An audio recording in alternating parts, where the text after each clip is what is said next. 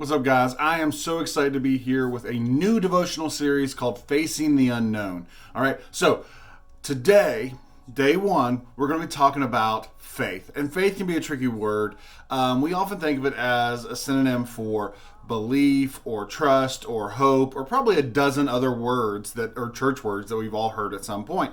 But what does it really mean? Or more importantly, what is God's definition of faith? Well, he straight up tells us in Hebrews chapter 11 that it's confidence in what we hope for and assurance about what we do not see. See, the key words here is confidence and assurance. These words aren't words of blind hope or wishful thinking. They are words of near certainty. Now, what do we do with the what we do not see part? That's the part that we normally run into a little bit, and it trips us up. How can we be confident and assured of something that we've never truly seen before? Well, that question alone could be the subject of entire books, and is the subject of entire books. But Hebrews gives us one little quick thing in verse 3.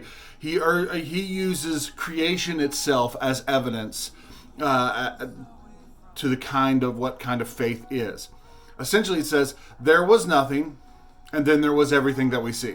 There was nothing, then there's stuff. Okay, so there was the unseen, and then there was the seen. When you look back on it, it was unseen then, but it's seen now. So when we look back, we can begin to see the unseen. Now, I'm not saying that this one little thing is going to solve all of our faith questions, but it points to the big question that we all have to wrestle with.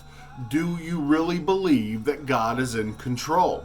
When you're faced with these big, crazy, scary times that we're in right now, do you believe that God is in control of these situations?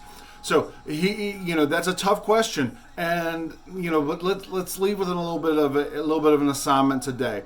What I want you to do is I want you to think back of your life and look at all the times that God has come through for you, that God showed up, the unseen became seen. Because when you really critically look back, and you will see this, and write them down, okay? Keep track of that.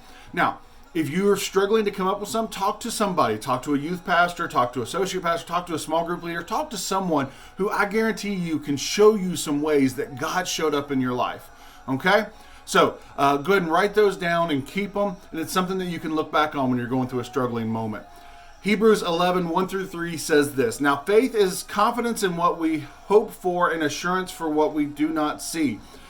This is what the ancients were commended for. By faith we understand that the universe was formed at God's command, so that what is seen was not made out of what was visible.